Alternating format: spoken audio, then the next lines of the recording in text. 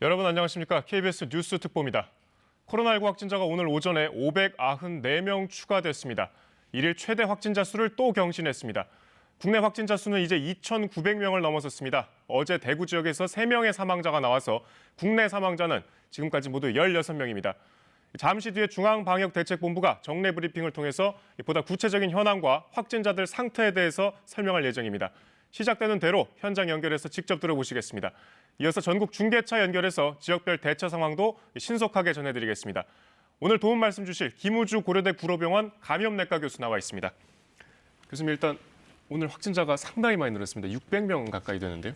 지금 전례가 없는 상황이긴 한데 이게 대구 지역과 또 연관이 있겠죠? 예, 맞습니다. 지금 확진자 수가 많이 늘고 뭐 진단을 적극적으로 한 탓이 꽤 있지만 어쨌든 확진자 수 느는 추세와 또 사망자가 또는 16분이 돌아가셔서 현재 방역에 있어서 이제 환자 수 증가를 좀 꺾어야 되는 측면, 줄여야 되는 측면이 있고 사망자도 좀 안 생기도록 예방해야 되는 측면이 주목해야 될 지금 방역 초점인 것 같습니다.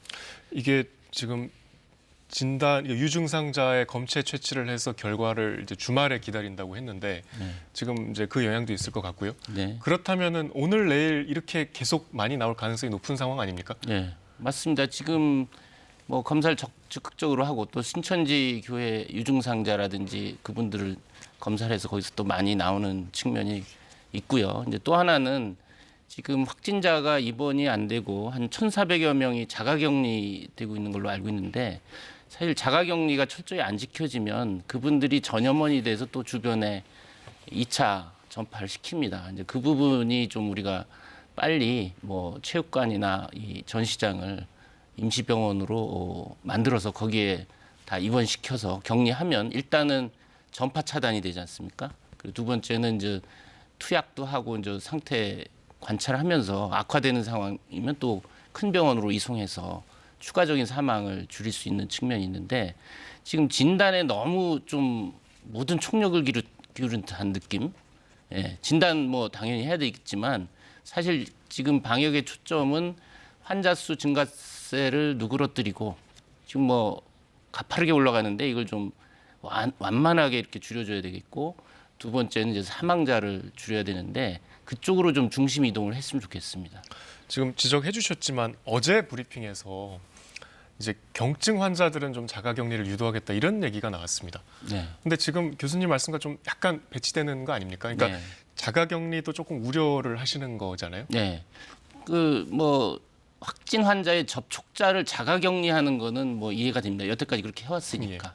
지금 문제는 확진자, 뭐 증상도 있을 거고 또 증상 없는 분들도 전염력이 있는 것이 알려졌기 때문에 이분들을 자가격리한다는 거는 사실 쉽지 않으리라 봅니다. 왜냐하면 자가격리라는 것이 독방에다가 화장실도 달리 사용해야 되고 그분을 가족들이 이렇게 수발들기 위해서 식사도 제공하고 이런 와중에 접촉할 수가 있고 또 자가격리를 따르지 않아서 밖에 다니시면서 또 퍼뜨리는 측면이 있거든요.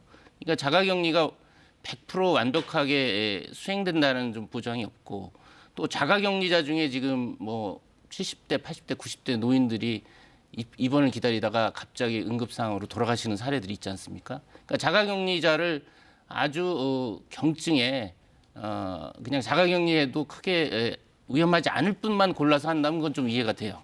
지금 그렇지가 않은 상황들이 지금 벌어진다는 것이 지금 문제인 것 같습니다. 그래서 그런 측면에 좀 신경을 썼으면 좋겠습니다. 그러니까 연장선상에서 이게 이제 교수님 말씀하신 게 중증도를 이제 분리하는 주체에 관한 문제. 분류죠, 분류. 예, 분류가. 네.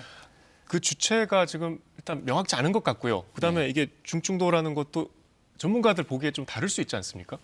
근데 이제 중증도 분류가 뭐 이렇게 딱 표로 나오긴 쉽지 않은데 사실 지금 속도가 중요합니다. 근데 16분 우리나라 돌아가신 분 보면 60세 이상 고령자, 또 만성병 환자, 그거 두 가지 기준만 봐도 할 수 있는 겁니다. 사실은 지금 복잡하게 무슨 분류 스코어링 시스템 이렇게 만들 여력이 없고 실제 우리나라 16분 돌아가신 분 공통사항이 60대 이상, 물론 40대도 있지만 60대 이상 고령자, 만성병 환자분. 또 세 번째는 연령과 무관하게 젊다 하더라도 호흡곤란이 있는 경우. 그게 이제 호흡곤란인 경우 산소가 부족해서 위험한 중증 상황이거든요. 이제 그럴 때는 병원에서 이 펄스 옥시메타라고 해서 골무처럼 손가락 끼워서 혈액 내에 산소 포화도, 산소가 얼마나 있는지 세츄레이션 포화도를 보는 게 있습니다. 그걸 끼워서 산소 포화도가 낮다. 연령과 만성병과 상관없이 저는 이 세 가지 간단한 기준으로 해서 중증 환자로 해서 빨리 분류하는 것이 옳다고 봅니다. 왜냐하면 그거 지금 분류 체계 만드는데 시간을 지금 많이 소비하는 것 같은 느낌이 들거든요. 근데 제가 말씀드린 게 명확하지 않습니까?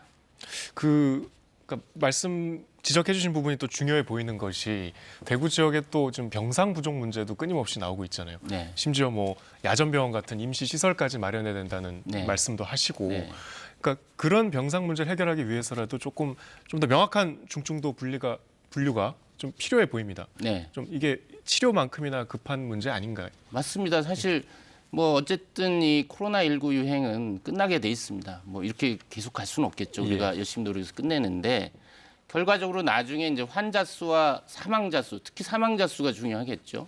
그것이 치사율하고도 관련이 있기 때문에. 그래서 지금 방역의 방점 중에 있어서는 환자 수 줄이고 특히나 사망자 수 줄이는 게 중요한데 우리나라가 의료 수준이 높고 여러 가지 그런 이유로 사망률이 낮을 거라고 우리가 다 믿고 있었는데 사망자가 속출하니까 더 사실은 이런 부분이 이해가 좀 안 되는 부분이 있죠. 그래서 제가 생각하기에는 지금 병실이 부족해서 지금 이런 건데 사실 아랫돌 뽑아서 윗돌 개는 그런 식보다는 획기적인 발상의 전환이 필요하고 이건 사실 뭐 특별한 것도 아닙니다. 뭐 체육관이나 엑스코아 같은 전시장을 임시 야전병원처럼 쭉 침대를 늘여놔서 뭐 수십 명, 수백 명도 수용이 가능하죠. 이것은 세계보건기구에서 이제 중국의 코로나19 방역 상황을 리뷰하고 그저께인가 이제 발표에 중국에서 효과적으로 이 방역한 걸 좀 본받을 필요가 있다. 2월 중순을 기점으로 해서 중국에서 지금 환자 수가 확연하게 줄었거든요. 예. 그러니까 우리나라보다 하루 신환자 수가 줄었으니까요. 물론 이제 중국이라는 체제 하에서 상당히 과감하게 뭐 도시를 이동제한다 하고 이런 조치들을 했지만 우리가 그 정도까지는 못하더라도 근사한 정도로 해야 되는데 중국은 실제 우한시에서 체육관과 전시장을 이제 임시 그 병원으로 했고 또 단기간에 뭐 1,400병상 정도 2개 병원을 12일 만에 뚝딱 지었거든요. 그러니까 그런 발상의 전환이 필요한데 지금 기존에 있는 병원의 병실을 빼가지고 코로나19를 하게 되면 기존에 진료받던 분들이 진료 못 받게 됩니다. 일반 환자들이? 그렇죠. 예. 지금 뭐 재활병원이라든지 그럼 그분들이 2차적인 피해를 입어서 뭐 제대로 치료 못 받아서 돌아가시는 며칠 전에 응급실 전전하다 돌아가신 사례도 있듯이 그런 식으로 하기보다는 획기적인 발상의 전화로 임시병원을 빨리 만들어야 된다. 체육관이나 전시장이 적합하다.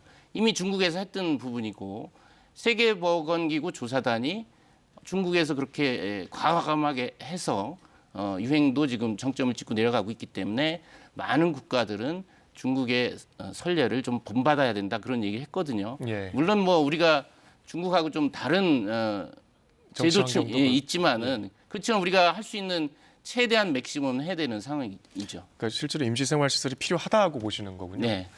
이게 좀 같은 질문일 수 있는데 13번째 사망자도 그렇고 어제 발생하신 세 분도 그렇고 이 병원이 아니라 집에서 돌아가셨단 말입니다. 이제 이송이 되셨지만 그렇다면 역시 이게 방역 좀 대책이나 여러 가지 보건당국의 대구에 대한 좀 관리가 좀 일부 허점이 있었다 이렇게 보시는 건가요? 그렇죠. 지금 그 체육관에서 하는 건 임시생활시설이 아니고요. 병원입니다. 거기다 침상을 늘어놓고 의료진을 투입을 해서 체온 재고 또 약도 드리고 상태 점검해서 혹시라도 호흡곤란이 있으면 이제 큰 병원으로 이송하고 임시 병상 같은 개념이죠. 그렇죠. 병원이죠. 야전 병원이죠.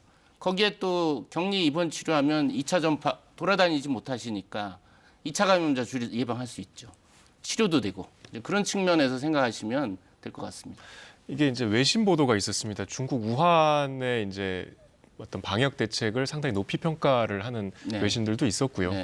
근데 이제 이게 중국의 특수한 상황이라고 좀 지적을 하는 분도 계세요. 그러니까 이를테면 대구를 봉쇄할 수는 없지 않습니까? 그렇게 하자는 말은 아니죠, 제가. 그러니까 이게 약간 중국이 우한처럼 지금 이제 대구가 되지 않게 하기 위해서 여러 가지 노력을 기울이고 있는데 네. 지금 이 시점에서 좀 지적해 주셨지만 병상 외에 좀 가장 정부가 신경을 써야 될 건 역시 중증도 분류일까요? 그렇죠. 중증도 분류해서 그 확진 환자들이 자택 격리하는 건 상당히 위험하다. 임시병원이라도 만들어서 거기에 이제 입원 치료하도록 하고, 또 하나 문제는 지금 의료진 문제가 이제 사실 병원 병상만 있다고 해서 환자가 저절로 치료되는 게 아닙니다. 예. 의료진이 굉장히 부족한데 뭐 공보이라든지 많은 자원하는 의사들이 훌륭하게 지금 대구 가서 하신 거 보면 상당히 감동스럽습니다. 근데 계속 지원자 늘고 있다고. 예, 합니다. 늘고 있는데 제가 가서 어떤 일을 하시나 봤더니 검체 채취하는데 올인을 하고 계세요. 사실 그거는 보건요원들 가르쳐서 하게 하면 되거든요. 아까 말씀하신 대로 진단 검사 쪽에 너무 치우쳐 있다 그렇죠. 이런 측면이. 그러니까 제가 이제 임시병원을 엑스코에 크게 하면 거기 뭐 500명이 될지 300명이 될지 환자를 입원시키고 의료진들이 뭐 100명 정도 필요하다 그러면 간호사하고 그런 데 가서 환자를 돌보고 진찰하고 투약하고 그런 데 의료진이 투입이 돼야 되는데 지금 보면은 의료진이 굉장히 그런 어떻게 보면은 검체 채취하는 좀 단순 작업에 지금 투입됐다는 것이 지금 같은 자원도 부족하고 병상도 부족하고 의료진이 부족할 때 효율성 있는 곳에 적재적소에 지금 활용하는 것이 중요한데 그런 상황을 제가 뉴스를 접하고 보면은 참 귀중한 자원이 이렇게 좀 검체 채취에만 한다는 것은 좀 아깝다 그런 생각을 하게 됩니다. 그러니까 굉장히 지금 의료 자원들이 지원들을 하고 있지만 조금 효율적으로 인력 운영이 될 필요성도 있다는 말씀이네요. 당연합니다. 지금 뭐 환자가 폭발적으로 높고 예. 우리가 자원이 한정돼 있거든요. 이런 상황을 대비해서 병원을 여유 있게 지어놓고 의료진들이 남아있는 예비군이 있는 것이 아니고 기존의 의료 시스템 진료도 하면서 가외로 이걸 해야 되는데 가외로 코로나19 환자를 보는 이 환자 수가 엄청 많기 때문에 이것이 쉽지 않는 상황이고 우선순위를 정해서 효율적으로 당연히 의료진 투입하는 게 마땅하죠. 좀 다른 질문 드려보겠습니다. 어제 브리핑에서 정부가 이제 오늘 오전에도 마찬가지고요. 이번 주말이 고비다. 계속 이렇게 강조하고 있습니다. 네. 왜 그런 건가요? 저는 뭐 매일매일이 고비라고 보는 거고요. 이 고비라는 게 뭐 이거 지나면 좀 나아질 거라는 좀 기대가 그런 있긴 기대 갖게 한데 하죠. 예, 예. 아쉽게도 뭐 주말 지나서 이 고비가 꺾이리라고 보기는 어렵습니다. 왜냐하면 우리가 하기 나름인데 방역하기 나름인데 지금 제가 계속 지적하고 이걸 좀 개선했으면 하는 부분들이 지금 현장에서 고쳐지지 않다 보니까 전문가 입장에서는 지금 이것이 고비를 넘겨서 정점을 찍고 내려갈 거라는 기대가 뭐 예측하기가 좀 어렵죠. 그러니까 매일매일이 고비입니다. 근데 이 상황에서 제일 중요한 것을 당장 해야 되는 거죠. 우리가 뭐 준비한다, 고려한다, 중증도 만든다 이런 말들은 많으신데 그냥 이거는 뭐 즉시 실행해도 될 것 같은데 제가 보기에는요. 예. 체육관 같은 데는 당장 급한데. 예, 급한데 지금 비유하자면 화살이 날라와서 지금 어깨 축지에 피 흘리고 있습니다. 전쟁터에서. 근데 화살이 어디서 날라와서 이거 누가 쐈고 그거 알기 전에 안 뽑겠다 하기보다는 빨리 화살 뽑고 압박해서 지혈해서 생명을 살려야 되죠. 그런 측면에서 좀 시급한 걸 좀 먼저 하는 그런 좀 방역의 발상의 대전환, 패러다임 전환이 좀 필요하다고 봅니다. 그러니까 코로나 확산에 이번 주말이 고비다라는 말에는 썩 동의하지 않으시는군요. 예, 아니 죄송합니다. 그러니까 예. 대구 말고 이제 여타 지역에 지금 환자들이 아마 조금 있으면 뭐 그 지역 상황을 이제 알 수 있을 텐데 대구 이외 여타 지역도 환자들이 늘고 있기 때문에 이제 그런 지역에서 이제 다음 주에 또 이렇게 불거질 우려가 또 있습니다. 그러니까 저희들이 조심스럽게 이제 접근하는 이유는 그렇기 때문입니다. 이게 사실 계속 대구 지역에 몰려 있긴 했지만 이제 590명이 넘었다는 이 수치는 상당히 좀 충격적일 수가 있습니다. 네. 그러니까 얼핏 이해가 안 되는 것이 원인이 명확한데 네. 이를테면 이제 대구 신천지 교회라든가 네. 대구 경북 지역에 또 뭐 병원 내 감염 사례가 여러 군데 있지 네. 않습니까? 그런 감염원을 지금 말씀 중에 방역대책본부 브리핑이 시작됐으니까요. 브리핑 들어보시고 말씀 이어가겠습니다.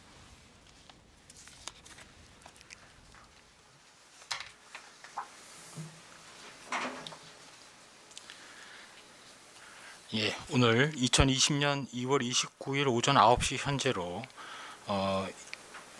어제 오전 9시에 대비해서 총 909명이 환자로 추가되었습니다. 현재까지 총 2,931명이 확진된 상황입니다. 새롭게 확진된 환자 909명을 포함해서 현재까지 총 2,931명의 지역별 발생 현황을 보면 대구 지역이 총 2,055명으로 가장 많고 그 다음이 경북 469명 등으로 구성되어 있습니다. 대구의 경우는 신천지 대구교회 관련이 현재까지 조사한 것으로는 53.1%를 차지하고 있습니다. 현재 감염병 특별관리 지역에서 조사 중인 사례 상당수가 이처럼 신천지 대구교회와 연관성이 있는 것으로 확인이 되고 있습니다.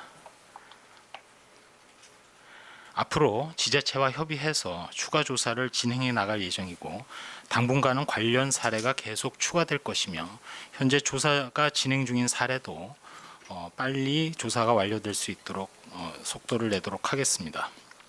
또한 청도 대남병원과 관련해서 격리 조치 중이던 2명이 추가로 확진돼서 현재까지 총 119명이 청도 대남병원 관련 사례로 확인이 되었습니다. 청도 대남병원에는 현재 대남병원에 입원 중인 36명에 대해서 일제 검사를 실시한 결과 24명이 음성으로 확인이 되었습니다. 또한 국립정신건강센터로 전원된 환자 29명에 대해서도 21명이 음성으로 확인되었습니다. 이에 따라서 아직은 1회 검사이기 때문에 추가 검사에서도 음성이 확인되는 경우에는 격리 해제를 검토할 예정으로 있습니다. 저희 중앙방역대책본부에서는 현재 사망자가 지속 발생하고 있는 상황에 대해서 대부분 기저질환이 있거나 어르신 분들이 되겠습니다. 이러한 분들의 사망을 최소화하기 위해서 여러 가지 대책에 만전을 기하겠다는 말씀을 드리겠습니다. 국내에서 발생한 사망자 16명의 특성을 분석을 해보면 사망자 16명 중 남성이 10명으로 좀 더 많고 연령별로는 70대 이상이 3명 그리고 60대가 6명으로 연령이 많은 분들 중에 사망자가 나왔습니다. 또한 사망하신 분들은 모두 만성 신질환이나 만성 간질환, 암 등 기저질환이 있는 것으로 파악되고 있습니다. 또한 여러 차례 말씀드린 대로 청도 대남병원 관련된 사례의 경우에는 장기간 병동에 입원했던 관계로 건강 상태가 좋지 않은 상태인 것으로 파악을 하고 있습니다. 현재까지는 이 사망자와 관련해서 최종적으로 확정된 것은 아니며 사망 원인과 관련해서는 중앙임상위원회와의 심층 검토를 거쳐서 확정을 해나갈 계획으로 있습니다.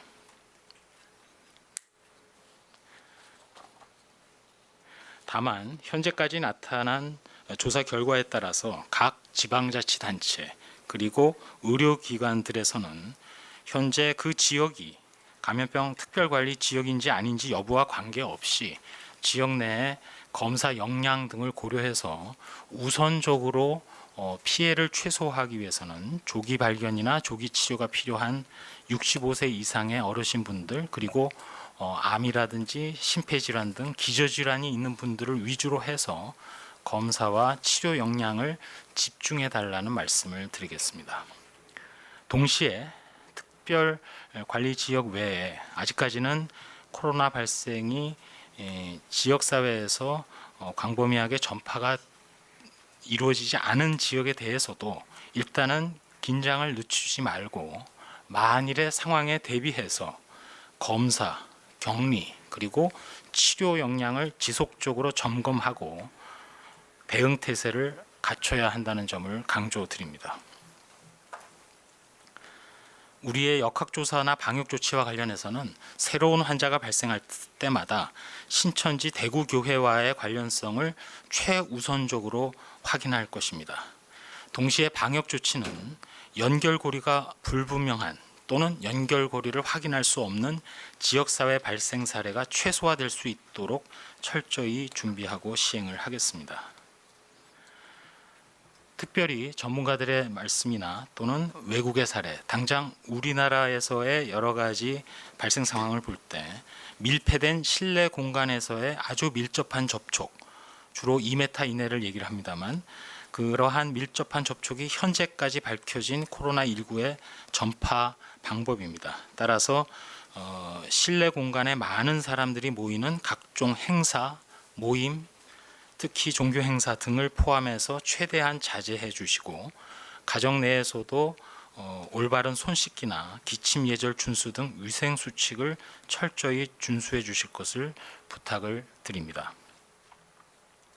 또한 지방행정기관이나 공공기관 및 각종 사업체에서도 가능한 한 사회적인 거리 두기를 실천하기 위해서 재택근무라든지 온라인 근무 등을 최대한 실천하고 이러한 근무 형태 변화에 따라서도 업무 공백이 발생하지 않도록 인력을 배치하고 업무 프로세스를 개선하는 등 이른바 업무 연속성 계획을 수립하고 실천해 주실 것을 또한 당부드립니다.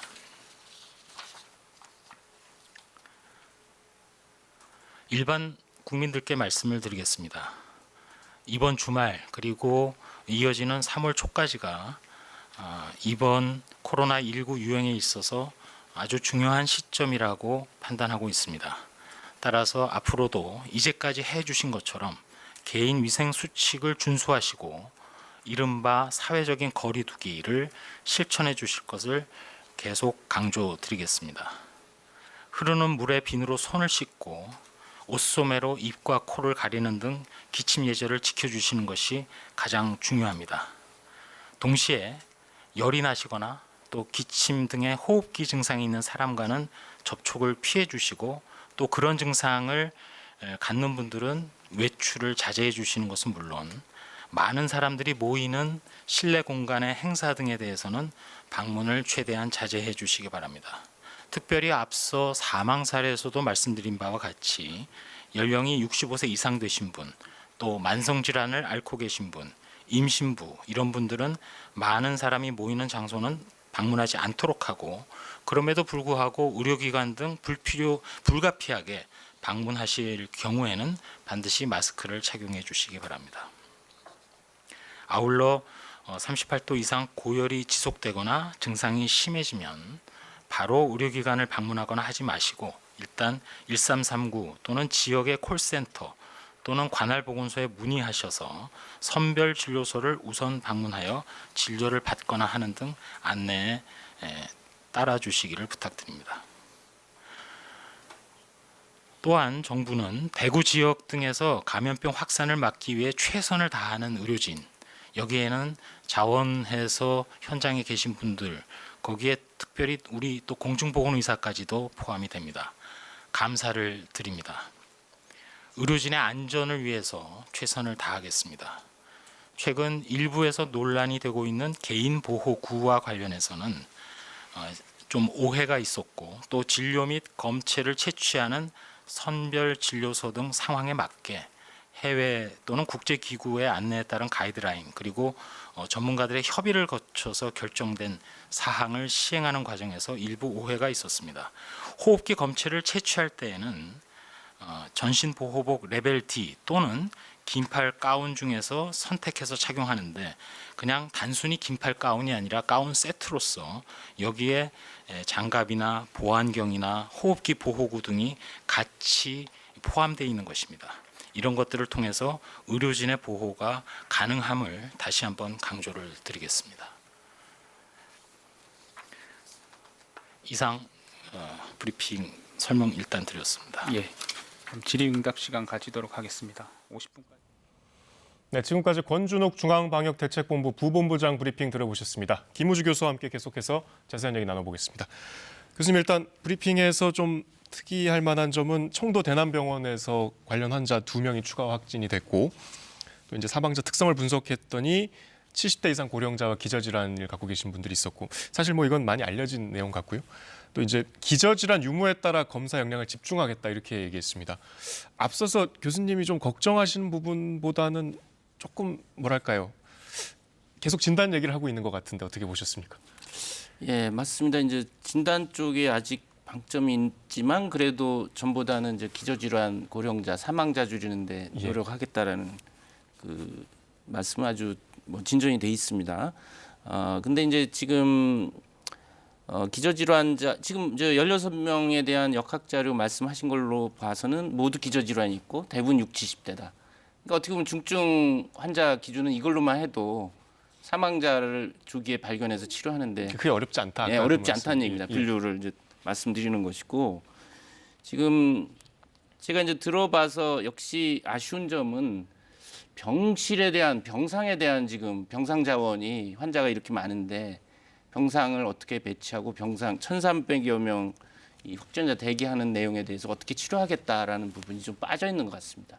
사실은 뭐 검사하고 고위험군 찾아내고 적극하는 건 다 좋지만은 결국은 이제 그러면 확진 환자를 어떻게 치료하겠다 하는 부분에 좀 더 많은 아까도 여러 번 누차 얘기했지만 자택 격리하는 것보다는 임시병원이라도 만들어서 거기 수용하고 또 의료진들이 정기적으로 검진하면서 치료도 하고 투약도 하고 바이탈 사인도 보면서 상태를 좀 호전시키든지 또 투약 약도 있거든요. 근데 지금 자택 격리는 아침 저녁으로 전화해 보고 뭐 의사가 문진해서 이렇게 한다는 건데 사실 이 코로나19의 증상이나 병 경과가 상당히 불규칙하거든요. 그러니까 증상이 심하면서 뭐 폐렴도 심한 경우도 있지만 증상은 미약한데 폐렴이 심해가지고 갑자기 악화되는 상황이 있는데 과연 전화로 문진으로 그게 가능하냐?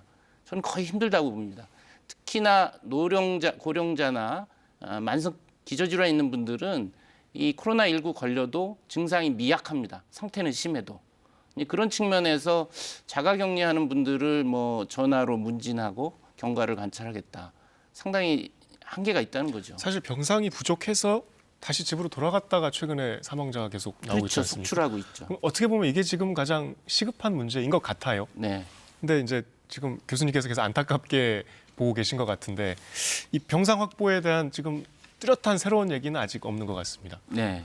이제 그런 측면에서 지금 중앙 정부와 또 지자체의 이제 협력이 굉장히 중요한데 뭐 지금 제가 스피드 속도가 중요하다고 했지 않습니까? 그러니까 지자체 단체장이 결정을 해서 그 임시병원을 뭐 그 해당 지자체 체육관이나 그런 전시장을 하고 뭐 지금 추경으로 예산도 많이 지원된다고 하니까 새로 건물 짓는 건 좀 시간 걸리겠죠. 그렇지만은 할 수 있는 거는 즉시 하는 것이 좋겠다 그런 생각을 합니다. 교수님 하나만 더 여쭤보겠습니다. 어제 기사 중에 좀 논란이 됐던 기사가 있습니다. 확진자와 엘리베이터를 같이 탔는데 마스크를 안 한 상태에서 확진이 됐다. 네. 그럼 얼핏 들으면 공기 중에도 감염이 될 수 있다 이렇게 오해될 수도 있을 것 같고요. 네. 마스크를 안 하고 이렇게 같이 엘리베이터만 타도 확진이 될 수 있다 이렇게 좀 많이 공포감을 확산시킨 기사이기도 했는데 네. 전문가로서 어떻게 보셨습니까? 그러니까 뭐 지금 코로나19의 감염 경로는 기침 재채기 할 때 비말이 상대방 안면에 쏘여서 점막으로 가는 경우 하나 있고 또 하나는 이제 콧물 재채기를 손으로 만져서 바이러스가 있는데 악수를 해서 직접 접촉으로 가는 경우도 있고 때로는 엘리베이터 안에서 확진자가 기침 재채기를 했는데 버튼이나 손잡이나 이런 데 비말이 묻어 있다가 그게 몇 시간을 가니까요. 시차를 두고 뒤에 탄 분이 버튼을 만져서 손에 바이러스 묻을 수도 있는 요 세 가지 상황이거든요.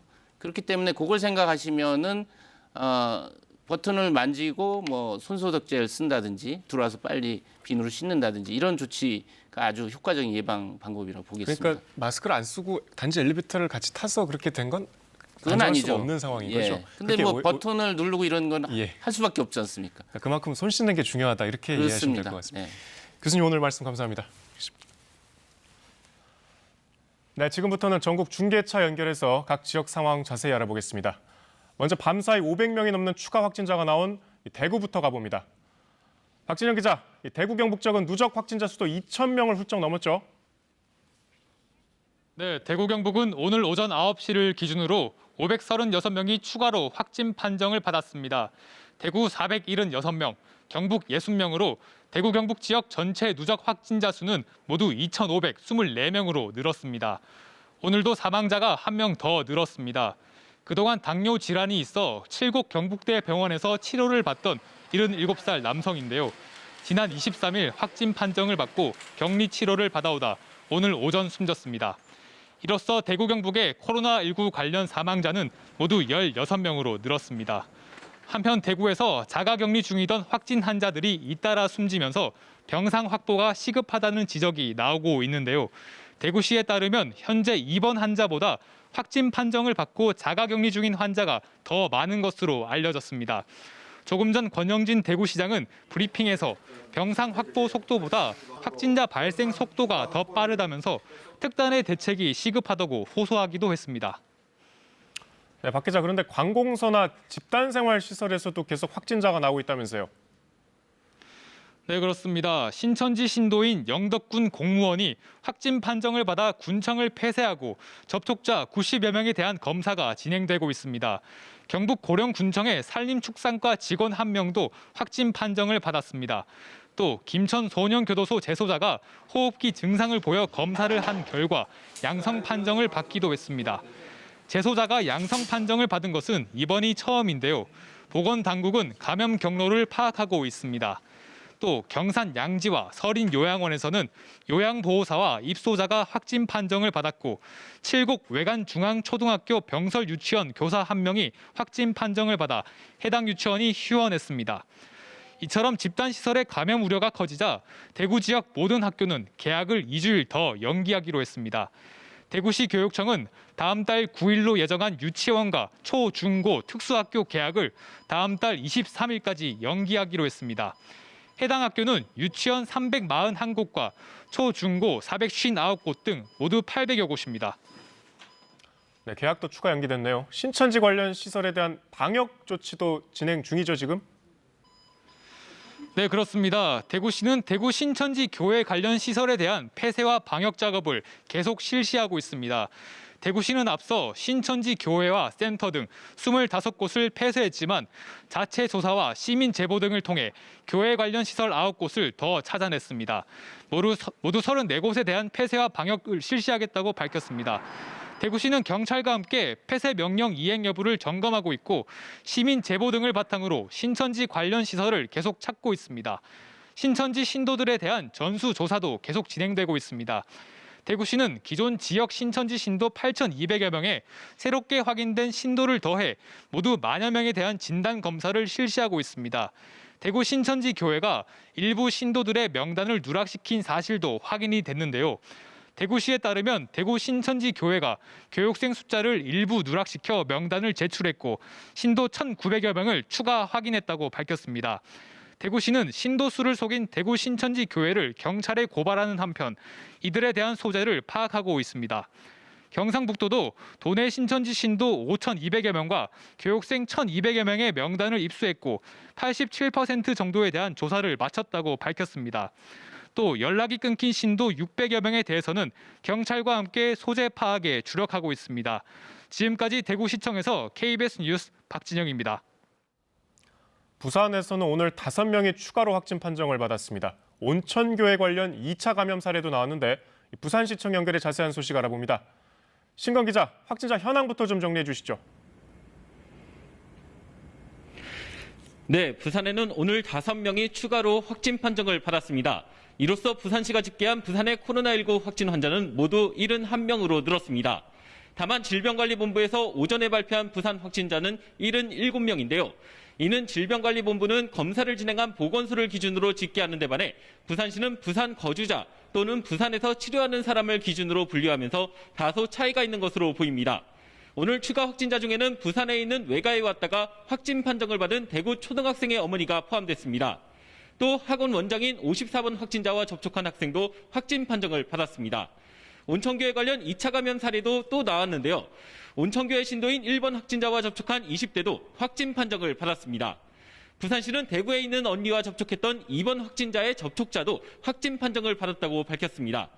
한편 부산시는 정부로부터 신천지 신도와 교육생 등 16,000명의 명단을 전달받아 전화조사를 벌였습니다. 현재 15,700여 명이 전화를 받았고 이 중 204명이 발열과 기침 등 의심 증상을 보여 자가격리를 하도록 하고 검사를 받도록 했습니다. 또 19명은 대구를 방문한 적이 있는 것으로 확인됐습니다. 부산시는 연락이 되지 않는 신도와 교육생 등 1,108명에 대해서 추적을 하고 있습니다. 또 15,000명을 능동감시자로 분류하고 하루 2차례씩 연락을 해 증상을 확인하기로 했습니다. 지금까지 부산시청에서 KBS 뉴스 신건희입니다. 이번에는 서울, 경기, 인천 상황 알아봅니다. 서울도 확진자가 늘어서 이제 70명을 넘어섰습니다. 경기도에서는 퇴원 뒤 재확진을 받은 사례도 나왔는데 취재 기자 연결합니다.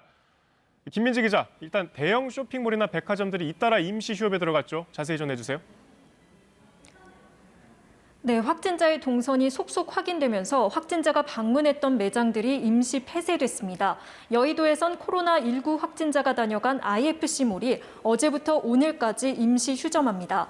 코로나19 확진자인 한국수출입은행 직원이 IFC몰을 방문했는데 몰 내부와 지하철 연결 통로까지 전체 방역을 마친 뒤 관계기관 확인을 거쳐 내일 정상 영업할 예정이라고 IFC몰 측은 밝혔습니다. 국민은행 서여의도 지점도 한시적으로 문을 닫고 긴급 방역을 했습니다.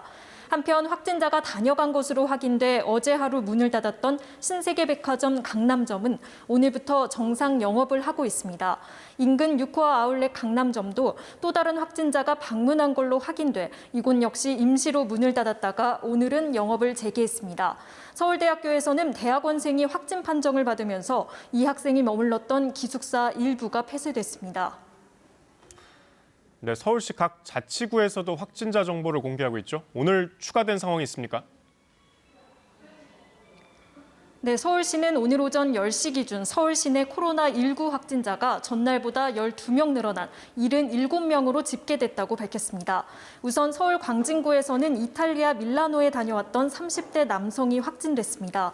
이 남성은 지난 24일 귀국한 후 어린이집과 유치원을 방문한 것으로 확인됐습니다. 어제 성동구청에 근무하는 40대 여성이 확진자인 명성교회 부목사와 접촉한 뒤 확진 판정을 받았었죠. 성동구청 청사를 폐쇄한 가운데 구청 직원 56명에 대해 1차 검체 조사한 결과 전원 음성 판정이 나온 것으로 알려졌습니다. 각 자치구가 서울시와 별개로 확진자 동선을 체크하고 있는데요. 구청 홈페이지나 구청장 개인 SNS를 통해 새로운 정보를 확인하실 수 있습니다. 네, 김 기자, 그런데 퇴원 뒤 재확진을 받은 사례가 나왔다는데 이거 어떻게 된 겁니까? 네, 전국 25번째 확진자였던 70대 여성이 치료를 마치고 지난 22일 퇴원했는데 어제 저녁 5시쯤 다시 확진 판정을 받았습니다. 이 여성은 퇴원 뒤 집에 있다가 다시 지난 27일 경미한 증상이 있다며 보건소를 찾아 자진 신고했습니다. 지자체가 집계한 경기와 인천 지역의 코로나19 확진자는 오늘 오전 10시 기준 85명입니다. 경기 안양에서는 휴가 나온 현역 군인이 코로나19 확진 판정을 어제 받았습니다. 안양시는 충북 청주 소재 같은 공군부대에서 대구를 다녀온 동료 병사가 27일 확진자로 판정된 점에 밀어 군대 내 감염으로 추정되는 상황이라고 밝혔습니다. 경기 수원시는 시장 SNS를 통해 20대 여성이 오늘 오전 확진 판정을 받았다고 밝혔습니다. 수원시는 대구에 사는 부모가 27일 확진 판정을 받았고 이들이 지난 15일쯤 방문한 점으로 미뤄 가족 간 전파인 것으로 추정하고 있습니다. 지금까지 서울시청에서 KBS 뉴스 김민지입니다. 경남에서는 확진자 8명이 추가됐는데 이 가운데 4명이 경북과 인접한 거창에서 나왔습니다. 확진자로 오인된 일가족 가운데 2명은 어젯밤 퇴원해 자가격리에 들어갔고 나머지 1명은 일반 병실로 옮겼다고 합니다. 경남도청 연결합니다. 이영광 기자, 오늘 확진자는 좀 여러 지역에서 나왔네요. 네, 이곳 경남도청에서도 밤사이 달라진 경남의 코로나19 상황을 내놓았습니다. 오늘은 경남지사 브리핑 없이 서면으로 대체를 했는데요. 경남은 오늘 추가 확진자 8명이 나와서 모두 57명으로 늘어났습니다. 특히 경북과 인접한 거창에서 하루 새 4명이 나와 모두 10명이 됐고 김해와 거제, 밀양, 창녕에서도 각각 1명씩 늘어났습니다. 창원은 어제부터 이틀 동안 추가 확진자가 나오지 않았습니다. 추가 확진자의 감염 경로는 대한예수교 침례회 거창교회 관련 4명, 신천지교회 관련 1명, 대구 방문 관련 2명, 감염 경로 조사 중인 사람이 1명으로 알려졌습니다. 현재 경남의 완치자는 1명으로 거제에 사는 30대 여성 확진자가 2차례 검사에서 음성이 나와 퇴원했습니다. 확진자로 오인돼 격리 치료를 받아왔던 창원 일가족의 가운데 2명은 어젯밤 퇴원해 다음 달 10일까지 자가격리에 들어갔고 나머지 1명은 일반 병실로 옮겨졌습니다. 또 병상이 없는 대구 경북의 확진자들이 경남의 병원으로 옮겨지고 있습니다. 국립마산병원에는 대구에서 경증 확진자 60여 명이 이송됐는데요. 근로복지공단 창원병원도 전국 구단위 전담병원으로 사용될 수 있어 준비를 하고 있습니다. 경남의 확진자를 위한 전담병원은 마산의료원에 이어 양산 부산대병원 재활병원이 지정됐습니다. 어려움을 겪는 대구 경북 지역을 위한 온정의 손길도 잇따르고 있는데요. 경상남도 의사회는 대구 의료진을 위해 성금 1천만 원을 대구시 의사회에, 500만 원을 경북 의사회에 전달했으며 의료 인력 파견도 검토하고 있습니다. 경남의 한 맘카페에서도 최근 모금 운동으로 모은 성금 950만 원으로 생수와 타월 등을 구매해 대구 의료진에게 전달할 예정입니다. 지금까지 경남도청에서 KBS 뉴스 이형관입니다. 충남 지역 확진자는 나흘 만에 4배 이상 늘었습니다. 특히 천안과 아산 쪽 확진자가 늘고 있는데 취재 기자 연결합니다. 한솔 기자, 대전, 세종, 충남 지역 확진자가 지금은 몇 명이 된 거죠? 네, 오늘 충청남도에서 코로나19 확진자가 5명 더 늘었습니다. 이로써 대전과 세종, 충남 지역의 확진자는 모두 60명이 됐는데요. 불과 사흘 사이 확진자가 4배 이상 늘었습니다. 특히 충남 천안과 아산 지역을 중심으로 확진자가 크게 증가하고 있습니다. 오늘 확진자도 천안과 아산에서 나왔는데 30, 40대 여성 4명과 60대 여성 1명으로 인후통 등을 호소하다 확진 판정을 받았습니다. 오늘까지 나온 천안 39명, 아산 6명의 확진자 가운데 10명 정도가 천안 내 피트니스 센터의 강사와 수강생으로 확인됐는데요. 보건당국은 많은 사람이 이용하는 공간인 만큼 2차 감염 가능성에 주목하고 있습니다. 이에 따라 천안시는 천안 종합운동장 남측에 자동차에 탄 채 발열이나 검체 채취를 할 수 있는 드라이브스루 선별진료소를 세우고 운영에 들어갔습니다. 대전은 오늘 추가 확진자가 나오진 않았습니다. 다만 어제 발생한 확진자 3명 중에 지하철 역장이 포함됐는데요. 해당 남성이 지난 주말 예배를 위해 교회 2곳에 간 것으로 확인돼 추가 감염 우려가 나오고 있습니다. 대전시는 신천지 교인 12,300여 명에 대해 전수조사를 마쳤는데요. 유증상자 167명 가운데 47명이 음성 판정을 받았고 나머지는 검사가 진행되고 있습니다. 세종시와 충남도에서도 신천지 교인 6천여 명을 전수조사한 결과 117명이 의심 증상을 보였고 1차 검사 결과 30명이 음성 판정을 받았다고 밝혔습니다. 지금까지 대전시청에서 KBS 뉴스 한솔입니다.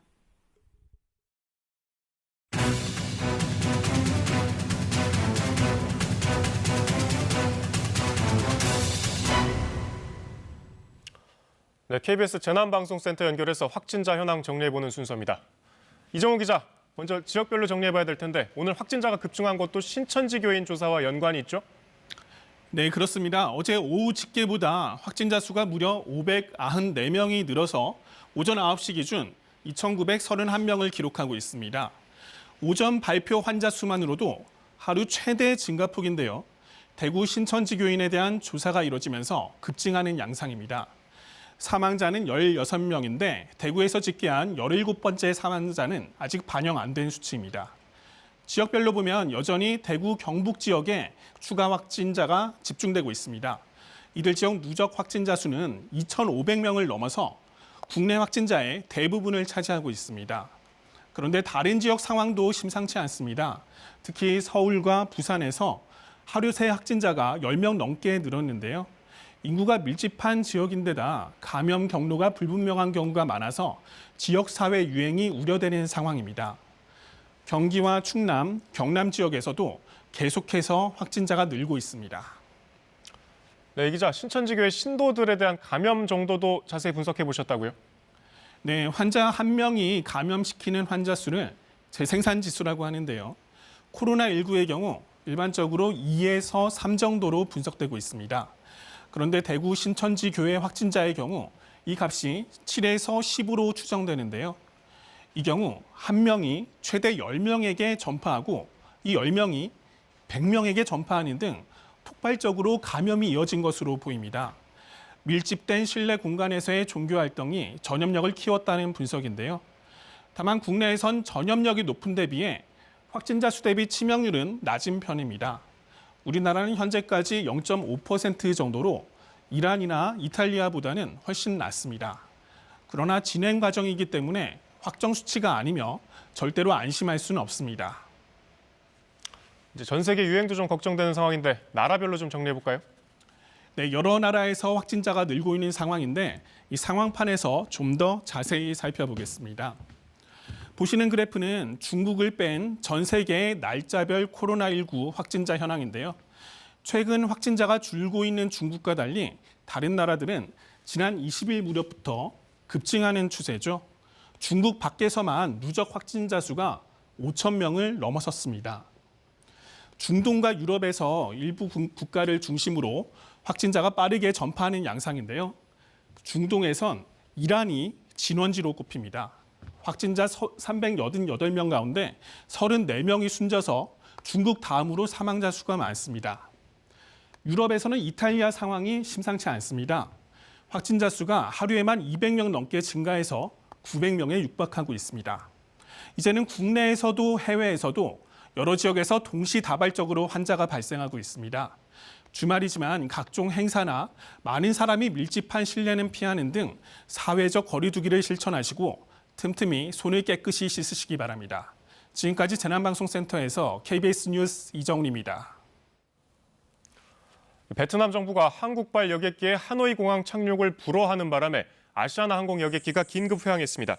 베트남 주재 한국 대사관은 한국 하노이 노선에 대해 베트남 정부가 오늘 하노이의 노이바이 공항 대신 꽝린성의 번동 공항을 이용하도록 했다고 밝혔습니다. 이에 따라 오늘 오전 10시 10분 인천에서 출발한 하노이행 아시아나 항공 오지 729 편이 이륙 후 40분 만에 인천공항으로 긴급 회항했습니다.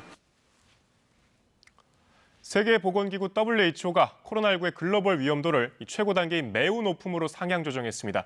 다만 세계적 대유행, 팬데믹은 아니라고 재차 부인했습니다. 양민호 특파원입니다. 세계보건기구 WHO가 코로나19가 전 세계에 미치는 위험 수준이 매우 높다고 판단했습니다. 4단계로 돼 있는 위험도 중 최고 단계입니다. 중국 내 위험도를 이미 한 달 전 매우 높음으로 올렸던 WHO. 당시 글로벌 위험도는 보통에서 높음으로 조정했습니다. 그런데 며칠 새 유럽과 중동, 남미까지 코로나19가 빠르게 번지면서 중국 외 지역의 신규 확진자가 중국 내 숫자를 추월하자 위험도를 최고로 격상한 겁니다. And we have now increased our assessment of the risk of spread and the risk of impact of COVID-19 to very high at global level. WHO는 현지 시각 28일 기준으로 이탈리아로부터 14개 나라로 24건이, 이란에선 11개 나라로 97건의 감염 사례가 퍼졌다고 밝혔습니다. 중국 우한에서 발병한 지 2달 만에 지구촌 6개 모든 대륙으로 확산된 코로나19.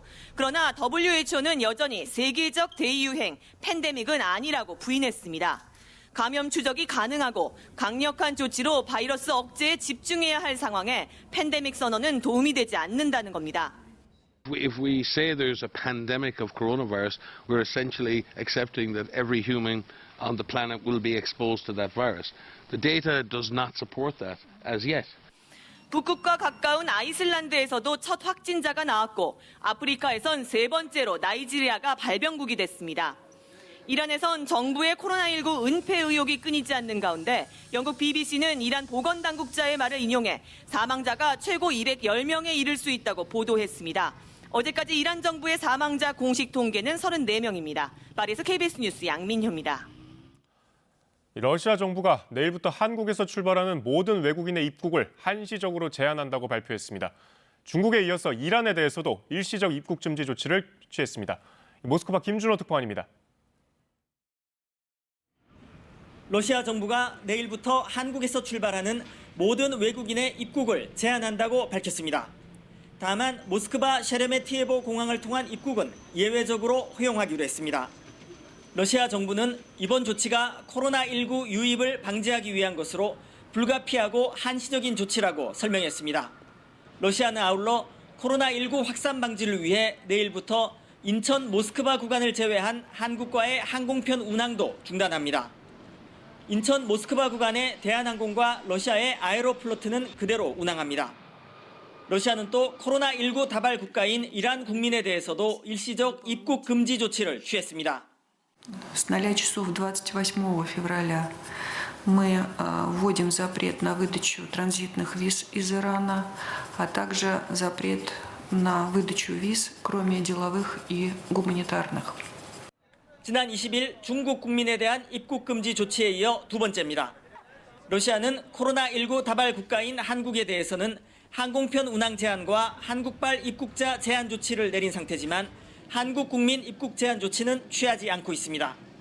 한편 중앙아시아의 키르기스탄이 코로나19 확산 방지를 위해 내일부터 한국과 중국, 일본, 이탈리아, 이란 등 5개국 국민의 입국을 일시적으로 금지한다고 밝혔습니다. 모스크바에서 KBS 뉴스 김준호입니다.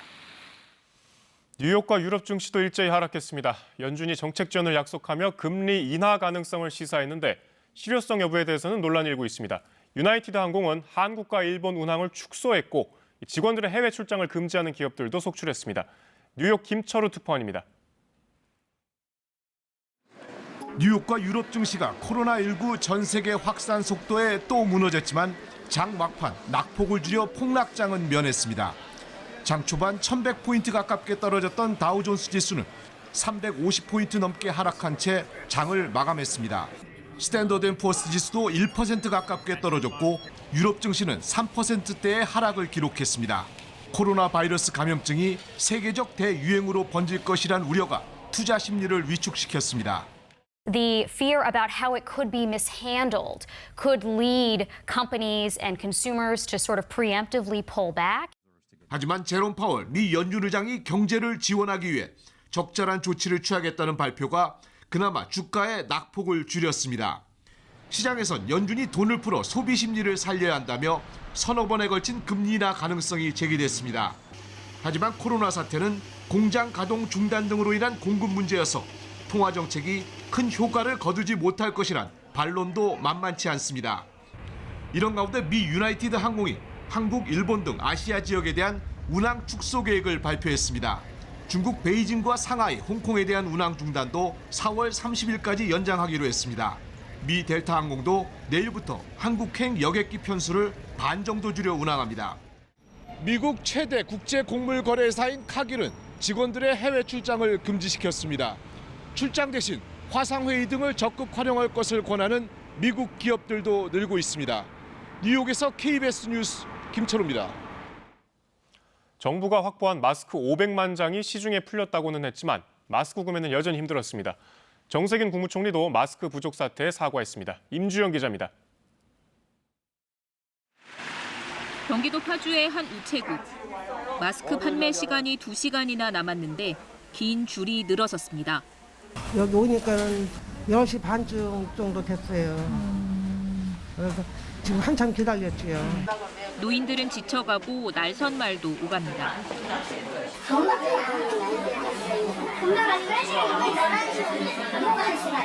이곳에 배정된 마스크는 350장. 한 사람이 5장씩 70명까지만 살 수 있습니다. 줄 서도 물건이 없어. 그러니까 월요일 날 오세요. 오후 2시에 시작된 판매. 18분 만에 동났습니다. 로또도 이렇게 좋을까요? 저 지금 마스크 좀 보여드릴까요? 저희 마스크를 지금 여기 안에다가 치킨 그거 하는 거 있잖아요. 그걸 갈아 끼고선 이거 지금 일주일째 쓰고 있는 거예요. 전국 1,400여 개 읍면 우체국에 풀린 마스크는 50만여 장. 공적 판매처를 통해 모두 500만 장이 공급됐지만 여전히 부족했습니다. 비가 오는데도 길게 늘어선 줄. 마스크를 파는 곳이라면 어디든 마찬가지입니다. 우체국과 약국을 전전해도 마스크를 사지 못해 분통을 터뜨리는 시민들도 적지 않았습니다. 국무총리까지 나서 사과했습니다. 약속드린 시간과 물량을 지키지 못했습니다. 미리 설명드리지도 못해 매장을 찾은 국민 여러분들께 불편과 실망을 드렸습니다. 정부는 다음 주쯤에는 마스크 수급이 안정될 걸로 내다봤지만 더 강력한 공급 방안도 검토하겠다고 밝혔습니다. KBS 뉴스 임주영입니다. 일본에선 전국 광역단체 가운데 처음으로 홋카이도가 긴급사태를 선언했습니다. 감염 경로를 찾기 어려운 확진자가 급증하고 있기 때문인데 당장 이번 주말 주민들에게 외출하지 말아달라고 요청했습니다. 도쿄 황현택 특파원입니다. 홋카이도에선 어제도 코로나19 확진자 12명이 새로 나왔습니다. 지금까지 감염이 확인된 사람만 66명, 1,300만 명이 밀집한 도쿄도 내 확진자 36명에 비해 월등히 많습니다. 여기에 확진자 상당수는 교사와 학생, 통학버스 운전사처럼 교육 현장에서 일하는 사람들입니다. 감염 경로마저 알기 어려운 확진자가 급증하자 홋카이도는 결국 긴급 사태를 선언했습니다. 일본 47개 광역단체 가운데 처음입니다. 感染拡大防止のためにこの週末、極めて重要な週末につきましては、外出を控えていただきますよう心からご配慮いただきたいと。 일본 전체 상황도 좋지 않습니다. 코로나19 검사를 소극적으로 진행하고 있다는 지적에도 불구하고 전체 확진자는 930여 명, 이제 1000명에 근접하고 있습니다.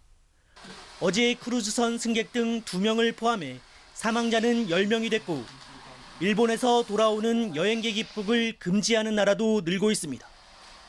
이런 가운데 중국으로부터 화장지 등의 수입이 중단된다는 가짜 뉴스까지 퍼지면서 어제 하루 극심한 사재기 소동을 빚기도 했습니다. 全体として供給が不足しているということはありません。冷静に普段通りのお買い物をしていただきたいと。 한편 갑작스러운 초중 고등학교 휴교 결정에 대한 반발과 우려가 커지자 아베 총리는 가능한 유연하게 대응해달라며 한발 물러섰습니다. 도쿄에서 KBS 뉴스 황현택입니다. 중국 정부가 방역이 최우선이라며 한국에서 오는 사람들에 대한 통제와 격리를 강화하고 있는데 이런 조치들이 뚜렷한 기준 없이 마구잡이식으로 진행되고 있다고 합니다. 베이징 강민수 특파원입니다. 중국 베이징 외곽 랑팡시의 한 아파트에서 자가격리 중이던 한국인 2명이 어젯밤 격리시설로 강제 이송됐습니다. 지난 17일부터 자가격리를 해오고 있었는데 갑자기 공안과 보건당국 직원들이 지정 격리시설로 이동을 명령한 겁니다. 아무 설명 없이 14일 동안 이게 다시 시작하라니까 이거는 우리가 받아들이기가 힘든 거죠. 당장 일을 해야 되는데. 이들은 현재 랑팡시 호텔 격리시설에 갇혀 있는데 열흘 넘게 해오던 자가격리 기간과 상관없이 다시 14일 격리 생활을 시작하게 됐습니다. 스촨성 미엔양에서는 중국 업체 요청으로 일하러 갔던 한국인들이 간밤에 강제 격리됐습니다. 대구에서 직원 2명이 왔다는 이유로 기존의 다른 한국인 직원들을 모두 격리하겠다는 겁니다. 강하게 항의를 하면 일부 풀어주기도 하는 기준도 원칙도 없는 상황입니다. 심지어 한국 교민들이 중국인들의 혐한 의식 때문에 자기 집에도 못 들어가는 상황까지 속출하고 있지만 중국 지방정부는 방관하고 있습니다. 중국 외교부는 격리 조치에서 중국인과 외국인이 동일한 대우를 받고 있다며 격리 조치가 효과적이니 관련국의 이해와 협조를 바란다고 말했습니다. 한편 중국 한국인회는 성명을 통해 코로나19 확산의 주요 원인을 중국에서 들어온 한국인이라고 발언한 박능우 복지부 장관을 규탄했습니다. 박 장관의 발언이 제중 한국 교민의 상처를 줬고 우리 교민을 대상으로 한 중국 정부의 격리 통제 조치에 정당성을 부여하는 실수였다며 사과를 촉구했습니다. 베이징에서 KBS 뉴스 강민수입니다. 네, 정부가 이번 주말이 코로나19 확산의 최대 고비가 될 것이라 강조했죠. 주말 외출 조금만 더 참으시고 감염 예방 수칙 다시 한번 숙지하시기 바랍니다. 종교 활동과 야외 집회도 잠시 미뤄두시는 게 좋겠습니다. 저희 KBS는 확대 편성된 뉴스 특보를 통해서 정부 대처 상황, 지방자치단체 대응과 개인별 행동 요령도 수시로 전해드리겠습니다. 다음 특보는 오후 5시에 이어집니다. 이상 뉴스 마칩니다. 고맙습니다.